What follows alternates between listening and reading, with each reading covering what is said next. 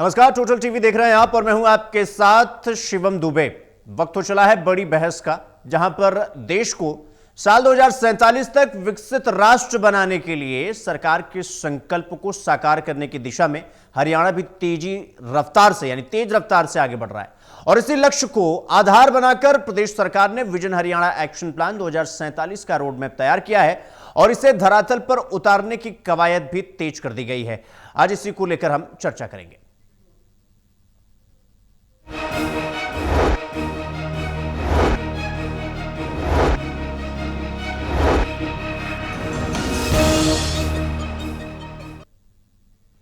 तो मुख्यमंत्री लगातार इस महत्वाकांक्षी योजना की समीक्षा कर रहे हैं। बीते दिन लगातार 2 उच्च स्तरीय बैठक में विभिन्न विभागों के वरिष्ठ अधिकारियों के साथ विकास योजनाओं की प्रगति, भविष्य की रणनीति और बजटीय प्रावधानों पर विस्तार से मंथन किया गया है।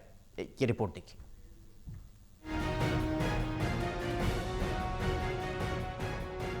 2014 में प्रदेश में 40 साल की राजनीति में पहली बार अपने बूते सरकार बनाने वाली बीजेपी के दोनों मुख्यमंत्रियों ने पीएम नरेंद्र मोदी को राजनीति का आदर्श और गुरु मानकर अपनी सरकार चलाई है।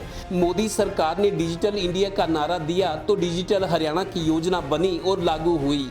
वहां मेक इन इंडिया तो यहां मेक इन हरियाणा लागू हुआ। वहां स्वच्छ भारत अभियान बना तो हरियाणा में स्वच्छता अभियान शुरू हुआ। इसी तरह भारत आयुष्मान योजना को प्रदेश में चिरायु का नाम देकर योजना का विस्तार किया गया। ठीक ऐसे ही मोदी जी के विकसित भारत 2047 के संकल्प को पूरा करने के लिए विजन हरियाणा एक्शन प्लान 2047 पर तेजी से काम शुरू हो गया है। सीएम ने शुक्रवार को विकसित हरियाणा 2047 के लिए कृषि, बागवानी, पशुपालन और मत्स्य पालन विभागों की सुबह से लेकर शाम तक बैठकें ली और चर्चा हुई। आदरणीय प्रधानमंत्री जी के उस संकल्प को, जो आदरणीय प्रधानमंत्री नरेंद्र मोदी जी हमेशा कहते हैं कि युवा देश का भाग्य बदलते हैं। गौरतलब है कि CM Nayab Singh Saini vision Haryana action plan 2047 को लेकर एक्शन मोड में आ गए हैं। 3 दिन पहले भी उन्होंने ऊर्जा, स्वास्थ्य और महिला एवं बाल कल्याण विभाग के अफसरों के साथ बैठकें की थी। यानी प्रदेश के हर इलाके और सुविधाओं पर मंथन चल रहा है।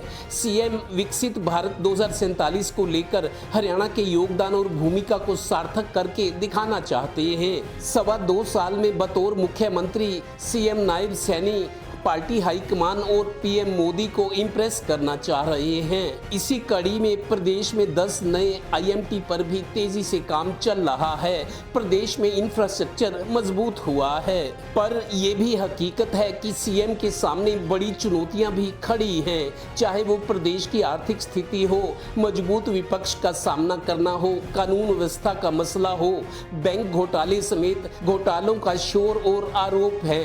जब राजकाज होता है तो ऐसे हालात भी पैदा होते हैं। Haryana bureau, total news.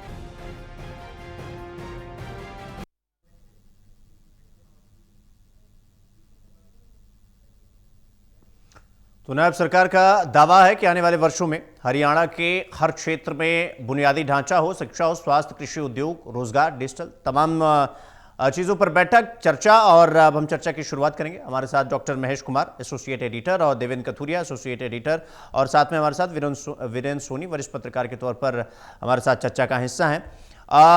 Doctor Mahesh Kumar ji, चर्चा की शुरुआत आपसे करेंगे। जिस तरह से विजन 2047 का प्लान लेकर मुख्यमंत्री नायब सिंह सैनी लेकर चल रहे हैं, किस तरह से देख रहे हैं इस विजन को और कहां तक तैयारी आपको दिखाई दे रही है इस विजन 2047 की, यानी विकसित भारत की?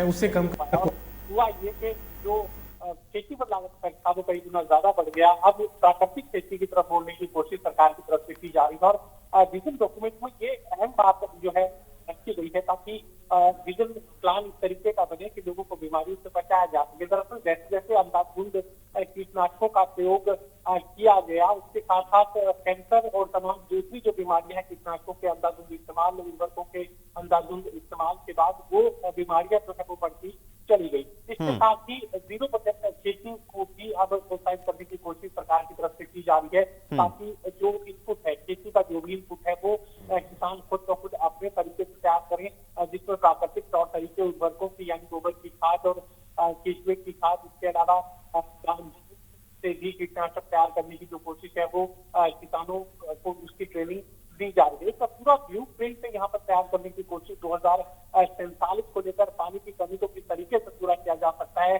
महानगर जो कि हरियाणा की अब आबादी की लगातार बढ़ती जा रही है, तो ऐसे में 24 घंटे पानी, गुरुग्राम और फरीदाबाद के लिए 24 घंटे पानी की जो व्यवस्था यहाँ पर रखने की कोशिश की जा रही है। देखिए, कहना आसान है लेकिन करना बड़ा मुश्किल हो जाएगा, क्योंकि पानी प्राकृतिक संसाधन और हरियाणा में पहले से पानी की काफी ज्यादा पेयजल की कमी का सामना प्रदेश को करना पड़ता है, और ऐसे में महानगर में 24 घंटे पानी की व्यवस्था सुनने में बड़ा एक बहुत बड़ा लक्ष्य नहीं लगता है, लेकिन उस लक्ष्य पर जब काम करने की कोशिश की जाएगी तो पानी की उपलब्धता सबसे बड़ा सवाल बनकर सामने आएगा। आपको से बात कही आप प्रत्येक 2047 को लेकर एक खूबसूरत शहर कैसे हो, उनकी जरूरतों को कैसे पूरा किया जाए, खेती को कैसे बेहतर बनाया जा सकता है, इसी को लेकर विजन 2047 सरकार की तरफ से तैयार किया। ठीक है महेश जी, मैं आपके पास आऊंगा। देवेंद्र जी, मैं आपके पास आ रहा हूं। जिस तरीके से हरियाणा सरकार के जो मुखिया हैं नायब सिंह सैनी साहब लगातार वो बैठक कर रहे हैं, 2 बैठक हो चुकी है और ये कहा जा रहा है भाई 2047 का लक्ष्य है। किस तरह से देख रहे हैं इस पूरे मुख्यमंत्री के इस विजन को, और इसकी तैयारी किस तरह से है, और जिस हिसाब से तैयारी है क्या वो रफ्तार पर्याप्त है? जिस हिसाब से सपना है, सपने को साकार करने के लिए वो रफ्तार पर्याप्त है क्या देवेंद्र जी? देखिए शिवम, वैसे तो 2047 को अभी 21 साल पड़े, 21 साल, अभी तो 26 ही है। 21 साल बाद का हम सपना देख रहे हैं, उसको साकार करने की कोशिश है। कुछ मौजूदा समस्याएं भी हैं, जैसे बेरोजगारी की बात है, पीने का साफ पानी हो, अब क्वालिटी एजुकेशन हो, प्रदूषण का असर बढ़ता जा रहा है। गर्मी आप देखिए, ग्लोबल वार्मिंग की वजह से आज घर जो है भट्टियां बन गई हैं। गर्मी में जब घरों में खाना बनता है तो भट्टी जैसा एहसास होता है। बहुत सारी समस्याएं हैं, लेकिन ये बात ठीक है, मैं ये नहीं कहना चाहता कि ध्यान बटाने की कोशिश है, लेकिन जो बड़े प्रोजेक्ट्स हैं, जो इतने बड़े विकसित भारत करना है, अच्छी सड़कें हो, लोगों का जीवन स्तर उठे, अच्छी एजुकेशन हो, पोल्यूशन नाम की चीज हो, एनवायरनमेंट अच्छा हो, अच्छी सड़कें हो, हर आदमी खुशहाल हो, नौकरी की कोई कमी ना हो, आर्थिक स्थिति हो, किसान खुश हो, महिलाएं खुश हो, विकसित भारत हम उसको कहते हैं। मतलब देखिए, हमने सपना तो देखा है, लेकिन उस सपने को साकार होने में अभी से 21 साल है। लेकिन ठीक है, जो बड़े प्रोजेक्ट्स होते हैं उसमें टाइम लगता है, बहुत टाइम लगता है, लेकिन जो रूटीन के काम है उसके साथ साथ उनको एडिशनली लेना चाहिए। और मुख्यमंत्री जिस सलीके से, जिस गंभीरता के साथ, मेरे को याद है 3 दिन पहले भी, परसों की बात है, मुख्यमंत्री ने परसों भी एनर्जी को लेके, ऊर्जा सेक्टर को लेके, महिला बाल कल्याण को लेके, शिक्षा विभाग को लेके, अच्छी एजुकेशन, विकसित भारत की कल्पना तो हम कर रहे हैं, लेकिन विकसित भारत बनाने में, वहां तक पहुंचने में बहुत कुछ करने की जरूरत है। कल्पना से भी दूर जाकर उसको विकसित भारत हम कह सकते हैं। तो लिहाजा मुख्यमंत्री गंभीरता से कर रहे हैं। जैसा इस रिपोर्ट में दिखाया गया है कि मोदी जी जो कहते हैं, हरियाणा में साक्षात उसको धरती पर उतारने की कोशिश होती है, क्योंकि यहाँ अपनी यूएसपी बनाने की भी बात है। तो मुख्यमंत्री लगातार गंभीर है। विकसित भारत के लिए काम करना जरूरी है, लेकिन उसके साथ साथ जो रूटीन का, जो मौजूदा हालात हैं, उन हालातों में कैसा सुधार हो, लॉ एंड ऑर्डर का मसला है, प्रदेश की वित्तीय स्थिति, 8वें कमीशन की वेतन, जैसे केंद्र सरकार में सुगबुगाहट है कि सितंबर तक 8वां वेतन आयोग लागू होगा, हरियाणा भी कह चुका है हम करेंगे, लेकिन वो संसाधन कहां से आएंगे? बहुत सारी समस्याएं हैं विकसित भारत के साथ साथ। ठीक है देवेंद्र, मैं आपके पास आऊंगा। वीरेंद्र सोनी जी, मैं आपके पास आ रहा हूं। जिस तरीके से 2047 का सपना देखा गया और ये कहा गया कि भाई डेवलपिंग इंडिया, डेवलप इंडिया बन जाएगा 2047 तक, उसके लिए जो बेसिक स्ट्रक्चर है, जो मूलभूत ढांचा है, क्या वो हरियाणा में उस तरफ जाती हुई सरकार दिखाई दे रही है? क्योंकि मुख्यमंत्री लगातार ये पहल कर रहे हैं, लगातार बैठकें कर रहे हैं, लेकिन वो बैठक कितना इंपैक्ट छोड़ रही है जमीन पर? जब तक बेसिक चीजें मेंटेन नहीं होंगी तब तक ये विजन पूरा नहीं हो पाएगा। क्या वो बेसिक स्ट्रक्चर मजबूत होता हुआ दिखाई दे रहा है आपको वीरेंद्र जी? देखिए, सरकार की प्राथमिकताएं तय हैं। सरकार ने अपनी प्राथमिकताओं को पूरा करने के लिए डिपार्टमेंट ऑफ फ्यूचर भी बनाया है। मतलब जो भविष्य की योजनाओं को खाका तैयार करेगा, उस योजना की ओर बढ़ने के लिए सरकार अपने ढंग से प्रयास तो कर रही है। अब देखिए, ये जो मोदी जी का 5S का मूल मंत्र है, हरियाणा सरकार उस दिशा में ही बढ़ रही है। ये जो 5 तत्व हैं, मतलब स्वास्थ्य, शिक्षा, सुरक्षा, स्वावलंबन और इस तरह से, मतलब और स्वाभिमान के माध्यम से, मतलब हर व्यक्ति को ये एहसास कराना कि वो आत्मनिर्भर है और विदेशों की ओर हमारे युवा ना जाएं। शिक्षा, आधुनिक शिक्षा, और आज तक डिजिटल जिस तरह के माध्यम आ रहे हैं, तो उसके हिसाब से शिक्षा के लिए तैयारी की जा रही है, स्वास्थ्य के लिए टेलीमेडिसिन और हर जगह यूनिवर्सल हेल्थ, मतलब ताकि हर जगह जो शिक्षा जो और स्वास्थ्य की जो प्राथमिक सुविधाएं हैं वो उपलब्ध हों। सरकार के प्रयास तो हैं। अब हमारे कई शहर तो ऐसे हैं जहां पानी की आपूर्ति के समय निश्चित है, 24 घंटे जब हम पानी नहीं दे सकते, जो स्वास्थ्य के और बुनियादी सुविधाएं हैं उनको उपलब्ध नहीं करा सकते, तो विकसित हरियाणा की कल्पना पर प्रश्न चिन्ह तो लगता है। लेकिन सरकार अपने ढंग से प्रयास कर रही है। अब गुरुग्राम और फरीदाबाद में योजना बनाई गई है कि वहां 24 घंटे निरंतर पानी की आपूर्ति होगी, तो अब दूसरे शहरों में भी इस तरह की योजनाएं बनानी होंगी। और सबसे बड़ी जो सीवरेज की समस्याएं हैं, भाई हर जगह हमारे सीवरेज जो है वो ब्लॉक हो जाते हैं, अवरुद्ध हो जाते हैं, गंदे पानी की निकासी की व्यवस्था नहीं है, पीने के पानी की व्यवस्था नहीं है, सफाई की व्यवस्था नहीं है। जो बुनियादी जरूरतें हैं अगर वो पूरी नहीं हो पाती, तो ऐसे में विकसित भारत की और विकसित हरियाणा की कल्पना पर प्रश्न चिन्ह लगता है। तो सरकार अपने ढंग से उस पर अग्रसर है। ठीक है वीरेंद्र जी, मैं आपके पास आऊंगा। डॉक्टर महेश, जिस तरह से हम जब सपने की बात करते हैं ना 2047 विकसित भारत का और विकसित हरियाणा का, जब हम सपने की बात करते हैं, उसको साकार करने के लिए जिन मूलभूत ढांचा का मैंने जिक्र किया अभी आपके सामने, किसी एक चीज पर फोकस करने से तो नहीं होगा। फिर चाहे वो एजुकेशन हो, हेल्थ हो यानी शिक्षा हो, स्वास्थ्य हो, कृषि हो, उद्योग हो, रोजगार हो, डिजिटल सेवाएं हो, शहरी और ग्रामीण दोनों, मतलब हर जो विकास का पैमाना है ना, वो जब तक कंप्लीट नहीं होगा, पूर्णतया नहीं होगा, तब तक ये माना नहीं जाएगा कि भाई वो जो सपना है वो साकार होगा। क्योंकि अगर इन ढांचों को या बेसिक स्ट्रक्चर को मेंटेन नहीं करेंगे, तब तक तो मतलब 2047 का सपना तो सपना ही रह जाएगा। लेकिन अगर इसको फॉलो कर लिया जाए तो महेश जी, क्या ये नहीं माना जा सकता कि भाई एक दिन में तो नहीं पहुंच सकते हम इस विजन की तरफ, लेकिन एक दिन तो पहुंच ही जाएंगे, इसलिए इस बेसिक स्ट्रक्चर पर फिलहाल काम करना बहुत जरूरी है। डॉक्टर महेश?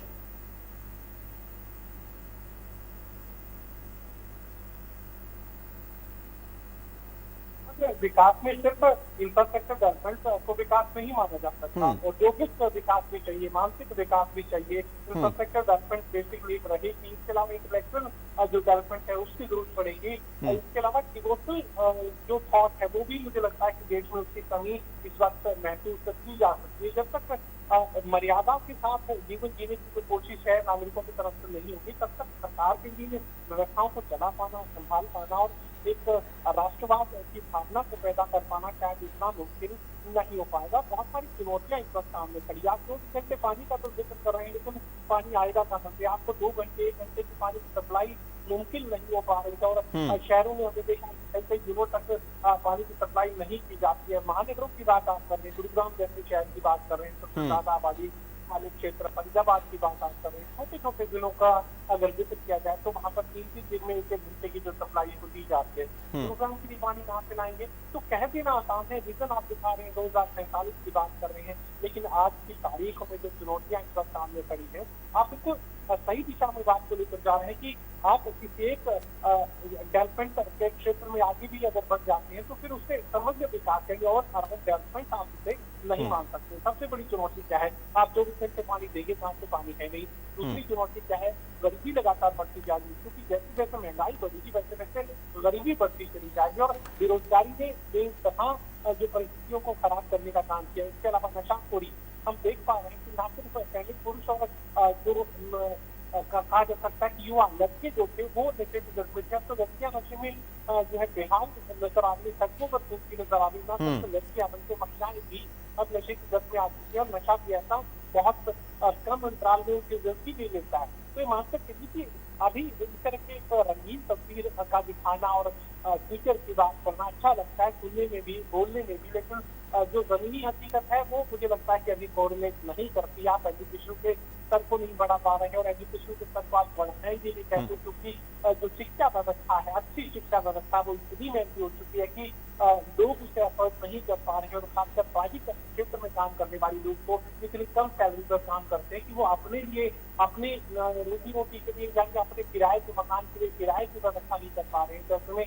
अपने बच्चों को अच्छी शिक्षा हम कैसे दे पाएंगे? बहुत सारी चुनौतियां। मुझे लगता है कि सबसे पहले जिस चुनौती से निपटने की जरूरत है वो बेरोजगारी है, क्योंकि बेरोजगारी के साथ जो सामाजिक परिदृश्य है वो बेहद खराब होता नजर आ रहा है। सामाजिक ताना बाना शिक्षा पूरी तरह खत्म हो रहा है, क्योंकि की जरूरत है वो बेरोजगारी है। देखभाल का खर्च बच्चे नहीं उठा पा रहे हैं, अपने परिवार की देखरेख को नहीं कर पा रहे हैं, अपने बच्चों की शिक्षा, उनके खाने पीने की व्यवस्था लोग प्राइवेट नौकरियों में नहीं कर पा रहे हैं। इलाज का खर्च, यही सबसे बड़ी परेशानी मुझे लगता है। ठीक है डॉक्टर महेश, ठीक है, सरकारें नहीं कर सकती आगे समाधान। हाँ ठीक है डॉक्टर महेश जी, ठीक है, मैं आपके पास आऊंगा। देवेंद्र कथुरिया, जिस तरह से जब हम विकसित हरियाणा का जिक्र कर रहे हैं, विकसित भारत का जिक्र कर रहे हैं, तो आमतौर पर यह माना जाता है कि किसी इमारत वो कितनी मजबूत होगी, कितनी ऊंचाई पर वो जा सकती है, अगर ये मापना है, ये नापना है, तो फिर आप ये देखिए कि उसकी नींव कितनी मजबूत है। तो विकसित भारत हो या विकसित हरियाणा, या ये जो विजन है जिसको लेकर 2047 तक का सपना साकार करने की कोशिश की जा रही है, क्या इसके सामने जो बेसिक स्ट्रक्चर की जो चुनौती है मुख्यमंत्री नायब सिंह सैनी के सामने, क्या वो एक आइसबर्ग की तरह है कि दिखने में जितनी छोटी लगती है या ऊपर जितना दिखाई देती है उसका 3 गुना, उसका 10 गुना नीचे है? इसी वजह से हरियाणा इस वक्त एक ट्रैप में फंसा हुआ है। और क्या मुख्यमंत्री जिस रफ्तार से हरियाणा के इस विजन के, इस सपने को साकार करने की कोशिश कर रहे हैं, जरूरत नहीं है कि उस सपने को साकार करना है तो नीति तो तय है, नियत को बदलने की जरूरत है और रफ्तार बदलने की जरूरत है। देवेंद्र,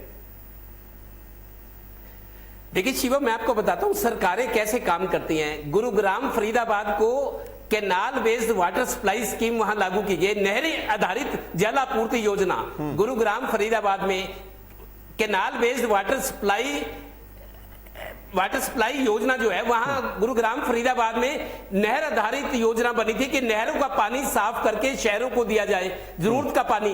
आप मतलब ये योजना कांग्रेस राज में, कांग्रेस राज 2014 तक तो रही थी, भूपेंद्र हुड्डा थे, यही मैं आपको बता रहा हूं अपने सामने की बात। पानीपत के लिए वो स्कीम बनी थी 2011-12 को, जब भूपेंद्र हुड्डा थे, कि पानीपत को भी गुड़गांव फरीदाबाद की तरह, क्योंकि औद्योगिक शहर है, यहां भी नहर आधारित जल आपूर्ति योजना शुरू की जाएगी। 2012 में योजना बनी थी, तब उसकी लागत 250 करोड़ थी। अभी बीजेपी सरकार ने, प्रमोद विज जो विधायक है पानीपत के, 850 करोड़ की योजना भाई फाइनल हो गया। वो कागजों में अभी भी, जो योजना 2012 में बनी थी 250 करोड़ की योजना थी कि नहर का पानी पानीपत को मिलेगा, खेतों को, फैक्ट्रियों को, घरों को, वो योजना 850 करोड़ तक पहुंच गई, अभी तो कागजों में है। ठीक ऐसे मैं बताऊं 2024 के चुनाव से पहले जब यहां जल से रैलियां हो रही थी, IITians 2 युवक मेरे को मिले एक सम्मेलन के बाद, जब चुनाव की तैयारी थी 2024 की। 2 इंटेलिजेंट युवा जो यहाँ इस प्रोग्राम में थे, उन्होंने मेरे को ये कहा कि पानीपत नगर निगम नाले नालियां तो साफ कर नहीं सकता, विकसित भारत कहां से बनेगा? देखिए कहां उनका बात थी। अभी आज की मीडिया में एक रिपोर्ट है, 10 mm बारिश हुई है, पानीपत हरिद्वार रोड पर जलमग्न हो गया, कई घंटे पानी खड़ा रहा, पानी निकासी स्थिति ये है। देखिए योजनाएं 2012 में बनी थी, आज तक जमीन पर नहीं उतरी। तो 1947 की जो बात हो रही है, कब काम होगा, क्या होगा, कोई भी सरकार हो, लेकिन सपने बेचने और सपने दिखाने में महारत हासिल की जाती है। तो मैं नहीं कहता विकसित भारत नहीं बनेगा, लेकिन उतना आसान नहीं है जितने सपने हम आसानी से ले रहे हैं। ठीक है देवेंद्र, मैं आपके पास आऊंगा। वीरेंद्र सोनी जी, अभी आपने ये बताया कि भाई हम सपना तो देख रहे हैं, उसे साकार करने की कोशिश भी कर रहे हैं, और अगर सपना देखा गया है तो वो साकार भी हो सकता है। लेकिन अभी तमाम तरीके की समस्याओं का हमने बैठे बैठे जिक्र कर लिया, पानी की समस्या, बिजली की समस्या, शिक्षा की समस्या, स्वास्थ्य की समस्या, तमाम समस्याओं का जिक्र हो गया। लेकिन एक विजन तो हमने टारगेट किया भाई 2047 तक जाना है। मैं ये जानना चाहता हूं कि जिस हिसाब से फिलहाल का माहौल है, फिलहाल की परिस्थिति है, वो रफ्तार पर्याप्त है उस सपने को साकार करने के लिए, या फिर ये कह सकते हैं कि भाई कि जन्नत का एक ख्वाब है जिसे ये मानकर चल रहे हैं कि भाई ये पूरा हो जाएगा, वरना गालिब को तो पता ही हकीकत क्या है? वीरेंद्र, देखिए सरकार योजनाएं बनाती है, ये योजनाएं कागजों तक सीमित रह जाती है, आवश्यकता तो इस पर धरातल पर उतारने की है। तो सरकार की मंशा तो है, केवल सरकार के बलबूते पर ही हम ये लक्ष्य हासिल नहीं कर सकते, इसमें जन सहयोग की भी आवश्यकता है। जब तक लोगों का सहयोग नहीं होगा तो ये हम लक्ष्य नहीं पा सकते। बिल्कुल। अब सफाई के लिए जैसे की बात है, तो सफाई में जन सहयोग आवश्यक है। केवल सरकार के कहने से या सरकारी प्रयासों से ये सब लक्ष्य प्राप्त नहीं किए जा सकते। तो आवश्यकता तो जन सहयोग के साथ साथ सरकार की नीति और नीयत तो स्पष्ट दिखाई दे रही है, लेकिन ये योजनाएं अब धरातल पर कैसे उतरेंगी, अफसरशाही जिस दिशा में जा रही है, अब हम देख रहे हैं कि अफसरशाही किस तरह भ्रष्ट होती जा रही है। तो ऐसी भ्रष्ट अफसरशाही से क्या हम ये कल्पना कर सकते हैं कि वो विकसित हरियाणा की ओर अग्रसर है? तो विकसित हरियाणा के लिए केवल सरकार के नारे मात्र से ही सब कुछ संभव नहीं है। इसके लिए जन सहयोग भी आवश्यक है और अधिकारियों का रवैया भी इसमें सबसे बड़ा एक लक्ष्य है कि अधिकारियों का रवैया कैसा रहता है। तो सरकार ने अपना एक लक्ष्य निर्धारित किया है। देखिए, एक सिर्फ नारा बनकर ना रह जाए, इसके लिए सरकार को अपनी इच्छा शक्ति भी दिखानी है और इसको धरातल पर उतारने के लिए अपने लक्ष्य भी निर्धारित करना है और इच्छा शक्ति ये दिखानी है कि ये सब योजनाएं धरातल पर उतरे, उनका सही उपयोग हो और उस समयबद्ध जो कार्यक्रम सरकार का है वो समयबद्ध तरीके से लागू हो, तभी कुछ हमें इसका परिणाम है वो स्पष्ट नजर आएगा, तभी सरकार की योजनाएं फलीभूत हो पाएंगी। ठीक है वीरेंद्र जी, ठीक है, मैं आपके पास आऊंगा। डॉक्टर महेश, अब बैठे बैठे हमने 50 समस्याओं का जिक्र कर लिया कि भाई हम एक तरफ अफसरशाही देख रहे हैं, हम एक तरीके से घूसखोरी भ्रष्टाचार देख रहे हैं, 2047 का सपना भी देख रहे हैं। ये दोनों आपस में द्वंद्व करते हुए दिखाई दे रहे हैं, ये दोनों आपस में मैच कर नहीं रहे, क्योंकि अगर एक सपना है तो फिर उसके लिए सोच बदलनी होगी, रफ्तार बदलनी होगी, साथ बदलना होगा, सब कुछ ठीक ठाक तरीके से, सबको क्रमबद्ध तरीके से, समयबद्ध तरीके से साथ में मिलके तब वो सपना साकार हो पाएगा। मेरा सवाल यह है कि जिस तरह से अभी हमने 50 समस्याओं का जिक्र कर लिया बैठे बैठे, ऐसे तो फिर तो मामला फंस जाएगा। पता लगा हम विकसित भारत बनाने चले हैं, विकसित हरियाणा बनाने चले हैं, विजन बना के बैठे हैं, सपना बना के बैठे हैं, लेकिन पता चला कि भाई 24 जी गए थे, 26 जी बनने, 2 बजे बन के लौट आए, तो जो बना हुआ है वो भी हाथ से चला जाए, तो फिर विजन हरियाणा 2047 का संकल्प ये सब धरा का धरा नहीं रह जाएगा। देखिए शिवम, अगर सपने देखने हैं तो ख्याल अच्छा है, लेकिन अगर हकीकत की बात होगी तो फिर सवाल भी होंगे और सवाल लाजमी है, क्योंकि जिस तरीके से ये बात दिखाई जा रही है कि भ्रष्टाचार में उसी बात पर आना चाहता था, मेरी बात में भ्रष्टाचार भी शामिल होना चाहिए था, उसी बात को आगे बढ़ाने की कोशिश। भ्रष्टाचार बेइंतहा इस वक्त हरियाणा में मुझे नजर आ रहा है। साथ से बात कह सकता हूँ कि 21 साल के प्रोफेशनल करियर में एज ए जर्नलिस्ट मैंने इतना भ्रष्टाचार कभी नहीं देखा। बेलगाम भ्रष्टाचार इस वक्त नजर आ रहे हैं और ऐसा नहीं है कि सरकार कोशिश नहीं कर रही है। आए दिन अखबार भरे रहते हैं, कहीं किसी कर्मचारी को पकड़ा, कहीं पुलिस अधिकारी को पकड़ा। आए दिन सरकार की नीयत में मुझे कहीं खोट नजर नहीं आता, क्योंकि अगर ऐसा होता तो फिर ये कोशिशें ना होती, आए दिन गिरफ्तारियां ना होती। आप हरियाणा के किसी भी अखबार को किसी भी दिन उठा कर देख लीजिए, आपको 3 से 4 कर्मचारी रेड हैंडेड जरूर मिलेंगे, लेकिन जो कोशिशें सरकार की तरफ से की जा रही है पूरी तरह बेईमानी साबित हो रही है। वजह क्या है? इस तरह भ्रष्टाचार सरकार के किसी भी कार्यालय में आपको चाहे कोई भी कोशिश करने दे, सरकार ऑनलाइन करती रही, सरकार जो है ओटीपी सिस्टम क्रिएट करती रही और सेटिस्फेक्शन लेवल को जानने की कोशिश करती रही। आपने तमाम व्यवस्थाएं खड़ी की, आपने कोशिश की कि एक ईमानदार व्यवस्था खड़ी हो, सरकार ये चाहती थी, लेकिन नहीं हो पाया है। जिसमें ऑटोमेशन किया गया, जितना भी यहाँ व्यवस्थाएं नई खड़ी की गई, भ्रष्टाचार को कम करने की बजाय इन तमाम नई व्यवस्थाओं में भ्रष्टाचार को बढ़ाने का काम किया। और जब तक ये भ्रष्टाचार खत्म करती तो नहीं कर सकते, अगर कम करने की कोशिश सरकार कामयाब इसमें नहीं होती है तो फिर किसी भी जनता कोई मतलब नहीं बनता। ठीक है, देखिए समय का अभाव है तो चर्चा तो यही रोकनी पड़ेगी, लेकिन सवाल अब भी वही सबके जहन में कि अगर इस रफ्तार से चलेंगे और इस हिसाब से चलेंगे तो फिर कब तक पहुंचेंगे। 47 का लक्ष्य तो निर्धारित है। फिलहाल महेश आपका बहुत बहुत धन्यवाद, देवेंद्र आपका भी बहुत बहुत धन्यवाद और वीरेंद्र सोनी जी आपका भी बहुत बहुत धन्यवाद चर्चा में समय देने के लिए, शामिल होने के लिए, हमसे बातचीत करने के लिए। लेकिन सरकार का तो यानी कि नायब सिंह सैनी सरकार का यह दावा है कि आने वाले वर्षों में हरियाणा के हर क्षेत्र, चाहे वो बेसिक स्ट्रक्चर की बात कर रहा हूं, शिक्षा हो, स्वास्थ्य हो, कृषि, उद्योग, रोजगार, डिजिटल सेवा, शहरी या ग्रामीण, कुछ भी एक सपना है जिसे साकार करना है। लेकिन साकार करने के लिए जिस प्रकार से हमें रफ्तार अपनी बढ़ानी है और जिस सोच को बदलना है, क्या वो बदलता हुआ, क्या वो समय बदलता हुआ, क्या वो एक तरीके से कहें माहौल बदलता हुआ दिखाई दे रहा है? नहीं, क्योंकि उसी के हिसाब से वो सपना साकार होगा।